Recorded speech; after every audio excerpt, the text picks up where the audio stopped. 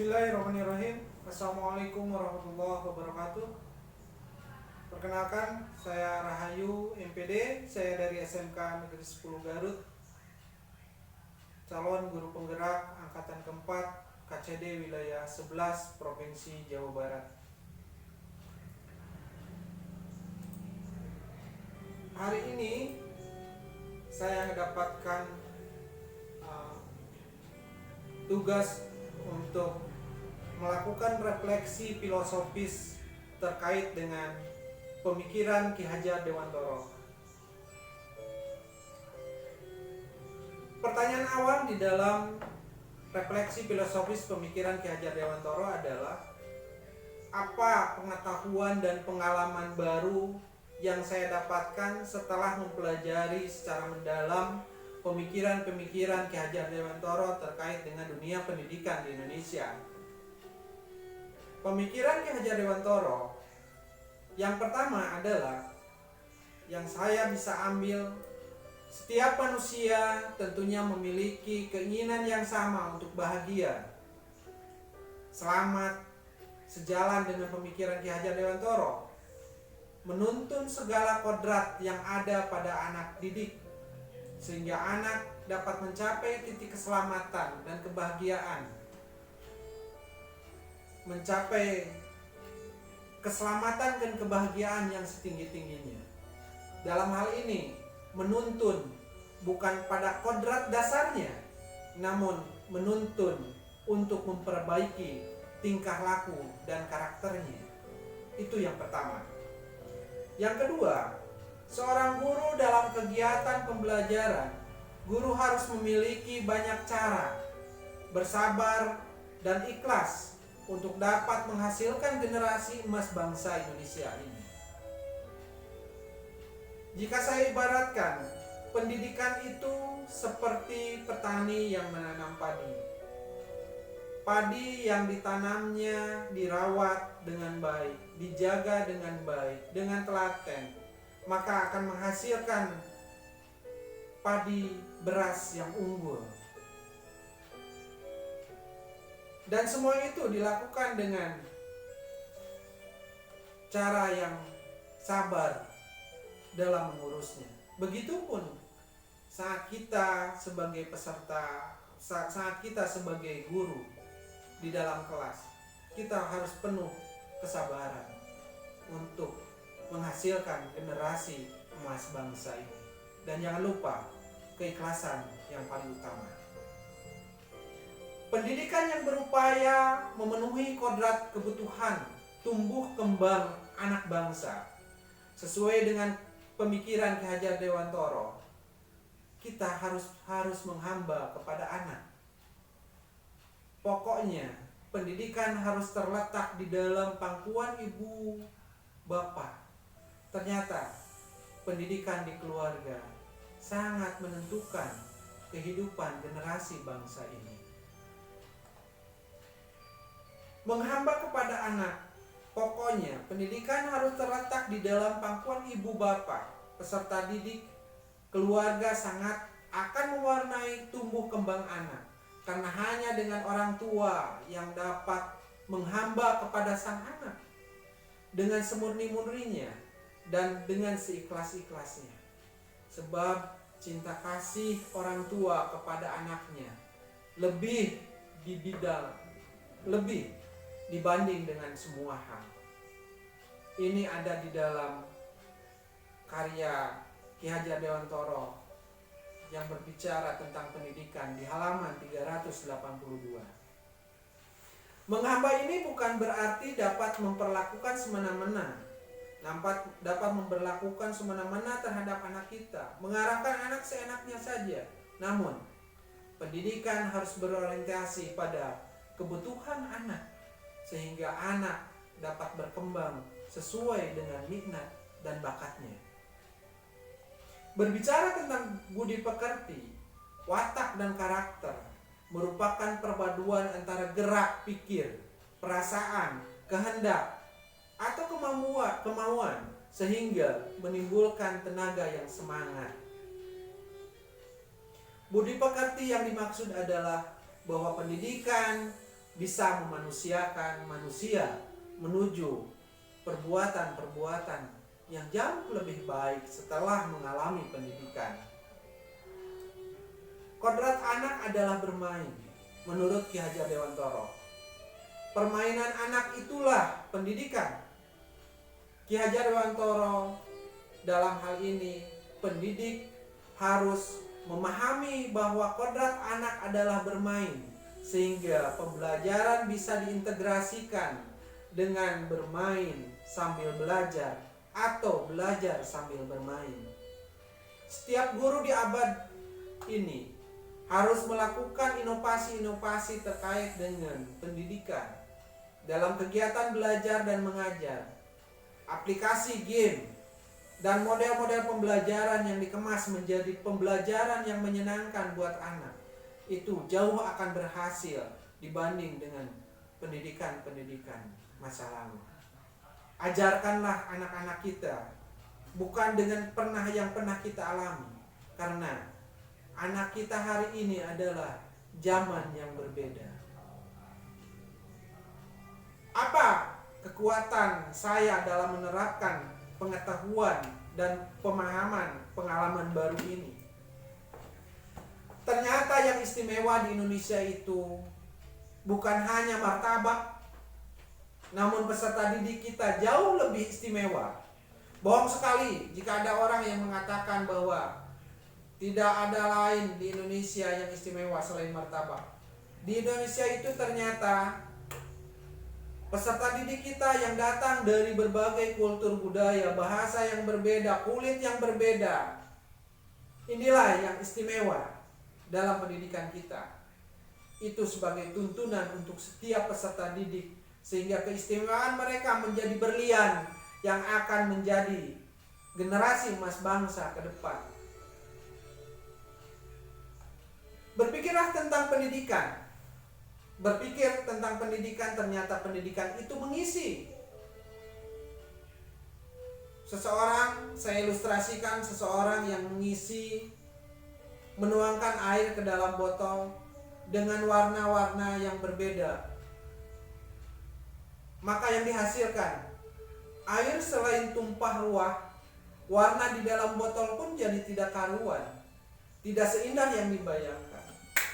Begitu banyak anak-anak kita mendapatkan pembelajaran yang berbeda, namun hasilnya anak tidak mengetahui apa-apa. Bahkan anak-anak kita tidak berkualitas hasilnya, karena tidak memahami satu objek yang sama. Saudara-saudara sekalian, saya yakin kita harus melakukan introspeksi terhadap dunia pendidikan kita. Benar yang disampaikan Ki Hajar Dewantoro, pendidikan itu harus menuntun. Lihatlah anak-anak kita yang belajar berjalan. Mereka semua memiliki potensi untuk bisa berjalan. Tugas kita hanya menuntun.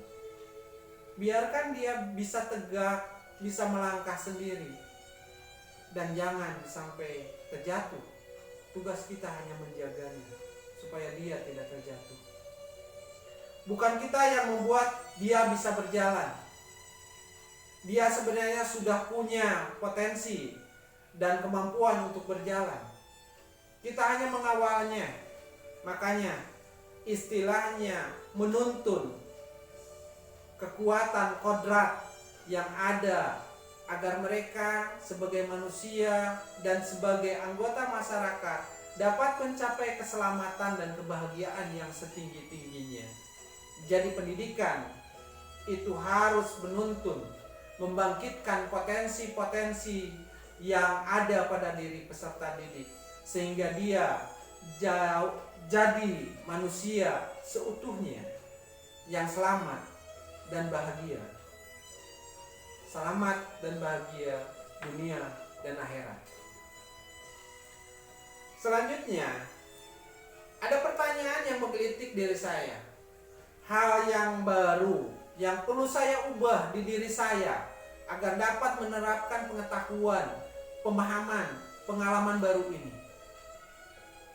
Alhamdulillah, hari ini semua kita ada di dalam pendidikan selama 9 bulan untuk menjadi calon guru penggerak. Pertama-tama yang harus kita lakukan adalah perhatikanlah potensi yang ada pada diri kita masing-masing. Perhatikanlah potensi kita. Perhatikanlah kemampuan kita. Barangkali secara kodrati kita sebenarnya tidak cocok ada di sini karena potensi kita bukan di dunia pendidikan. Di SMK Negeri 10, saya sebagai wakil kepala sekolah di bidang kurikulum, saya sering panas-panasin teman-teman saya seprofesi dan saya sering menyebutkannya pejuang-pejuang pendidikan. Saya sering melakukan provokasi terhadap teman-teman saya. Teman-teman, tolong kenali dirimu, investigasi dirimu, kenali potensimu. Pernahkah kita sebagai pendidik, anak-anak yang ngomong bahwa mengeluh bahwa pelajaran, ada perkataan-perkataan bahwa saya ini manusia yang tidak berguna, Pak. Saya ini gak cocok dengan pelajaran-pelajaran yang saya dapatkan. Jawaban kita apa?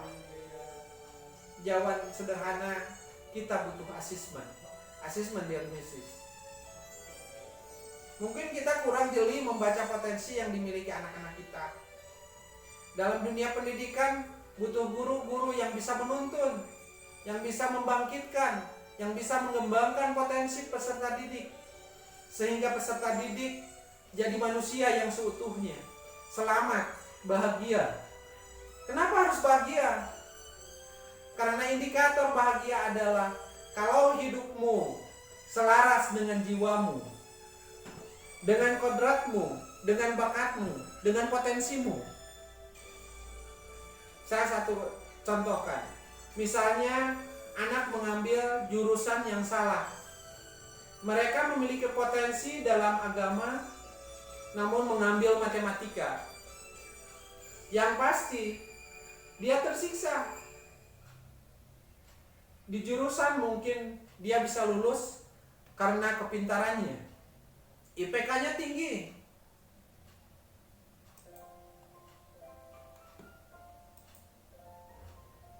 Tapi ia tidak sepenuh hati. Namun sadarkah jika itu terjadi, kita telah menyingkirkan potensi utama yang dimiliki peserta didik kita.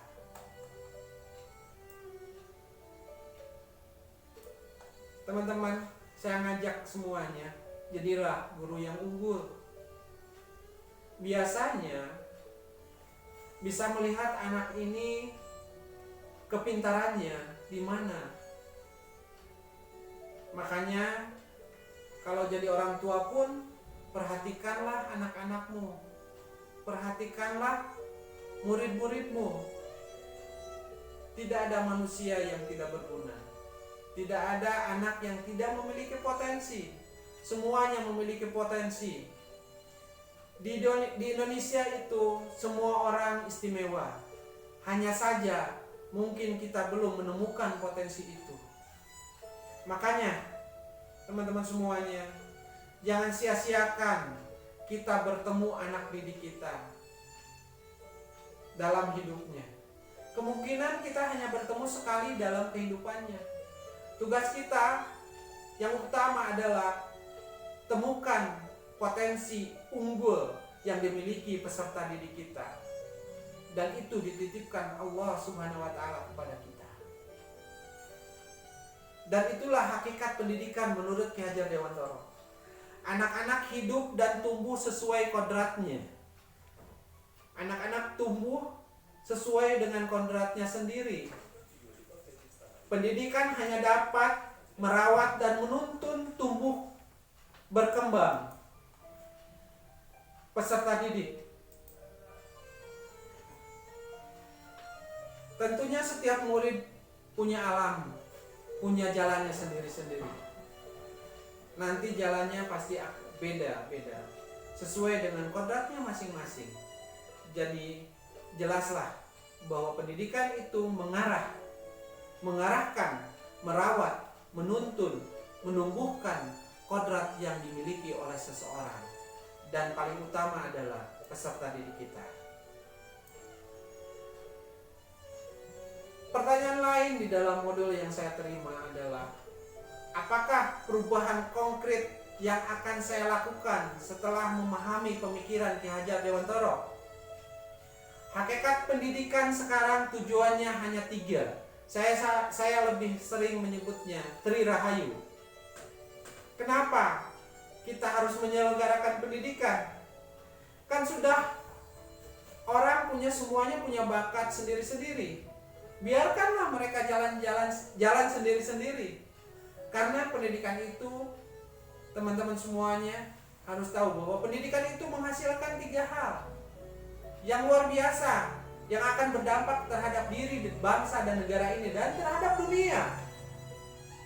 Yang pertama adalah memelihara diri, menjaga, dan memelihara bangsanya. Pendidikan itu akan membuat bangsamu terjamin lestari. Pendidikan itu akan membuat alam semesta ini langgeng dan tertib. Jadi, pertama-tama dirimu sendiri harus beres jika bangsamu ingin beres. Sekali lagi saya katakan bahwa jika bangsa ini ingin beres, jika dunia ini ingin beres, yang pertama harus kita lakukan adalah perbaiki dirimu. Jika dirimu beres, maka semuanya akan beres. Kalau dirimu beres, kita semua beres. Bangsa kita juga beres. Kalau bangsa-bangsa semuanya beres, dan alam semesta ini akan jauh lebih indah dan lebih baik lagi. Jadi, kesimpulan dari pernyataan tadi, pendidikan itu membuat kita beres. Pendidikan itu semuanya memuat ilmu. Dengan ilmu segalanya bisa berkualitas, bisa meningkat. Makanya, kenapa harus ada pendidikan? Ya, itu semuanya demi diri kita, demi bangsa kita, demi kehidupan kita, dan demi alam semesta. Pendidikan adalah kunci kehidupan. Kalau kita ingin maju, ya tentunya harus pendidikan.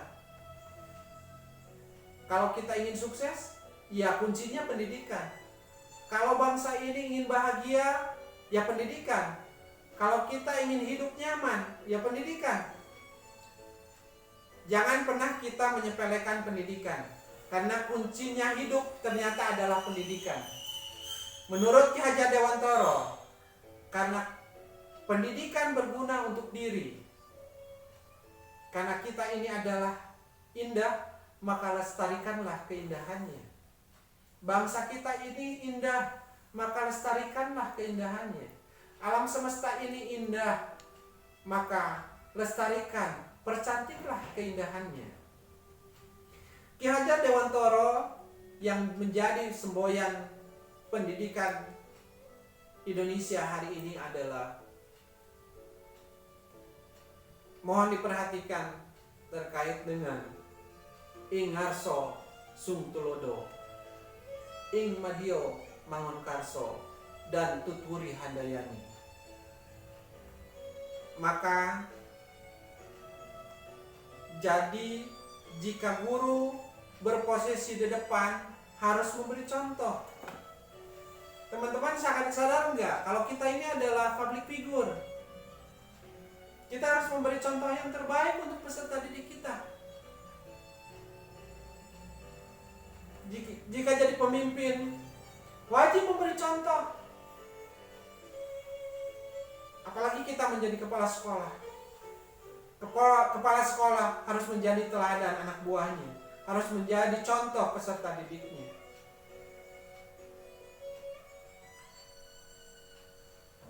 Setiap hari guru ada di depan kelas, maka harus memberikan contoh terbaik untuk peserta didiknya. Contoh berarti kita harus jadi yang baik, jadi teladan. Kelebihan apapun yang kita miliki di antara teman-teman kita, di lingkungan kita, berarti kalian semuanya sedang dilihat oleh semua. Tugasmu apa? Sung tulodo. Kita dilihat, kita diikuti orang, maka berilah contoh. Sedang apapun kita, maka kita sedang ingarso. Kalian sedang di depan. Tugasmu adalah berilah contoh. Jika kita berada di tengah-tengah, bersama-sama, sejajar dengan yang lain, kita sedang bersama, sedang bareng-bareng. Apa yang harus kita lakukan? Mangun karso. Berbuatlah sekreatif mungkin akan hal-hal baru